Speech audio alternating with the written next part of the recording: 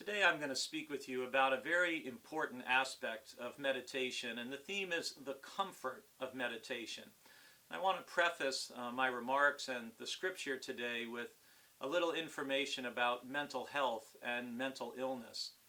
You know, it's interesting that especially among younger people, two of the biggest problems are mental illness or obesity.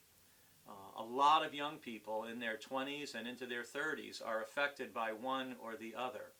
And especially for mental health and mental illness, the Bible tells us that meditation, meditating and spending time thinking about God and the God who loves us and cares for us and is always there for us, is very helpful and beneficial. Our scripture today comes from 1 Kings chapter 19, verses 9 through 18. And this is a story about the prophet Elijah. And Elijah at this point, we might say today, is really depressed. And depressed to the point of wanting to end his life. And this is what happens. At that place he came to a cave and spent the night there. Then the word of the Lord came to him, saying, "What are you doing here, Elijah?" He answered, "I have been very zealous for the Lord, the God of hosts. For the Israelites have forsaken your covenant, thrown down your altars, and killed your prophets with the sword. I alone am left, and they are seeking my life to take it away." He said, "Go out and stand on the mountain before the Lord, for the Lord is about to pass by."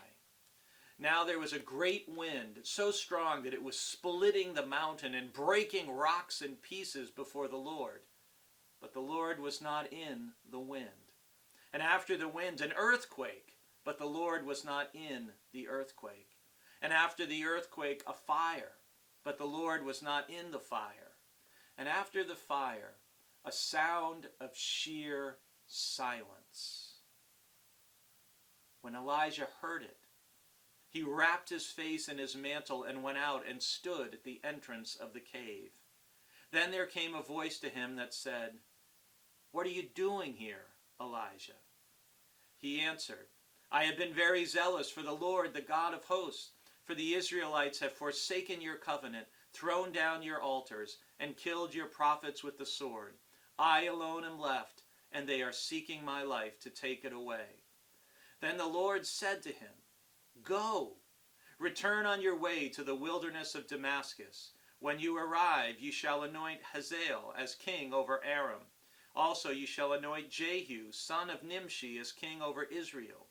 And you shall anoint Elisha, son of Shaphat, of Abel Meholah, as a prophet in your place. Whoever escapes from the sword of Hazael, Jehu shall kill. And whoever escapes from the sword of Jehu, Elijah shall kill. Yet I will leave 7,000 in Israel, all the knees that have not bowed to Baal, and every mouth that has not kissed him." I don't have time to give you a whole sermon on this passage, but what I want to point out to you very briefly is just when you're feeling depressed, when you're feeling forsaken and alone, as Elijah does in this passage, remember, one of the best things you can do is to meditate on God and to ask God to speak to you. Because Elijah is so depressed, he can't think clearly. He thinks he's the only one left who's been faithful to God, when in fact that's not true. In fact, there are thousands of people, 7,000 God says, who have remained faithful. I pray that meditating on God will be a comfort to you this day.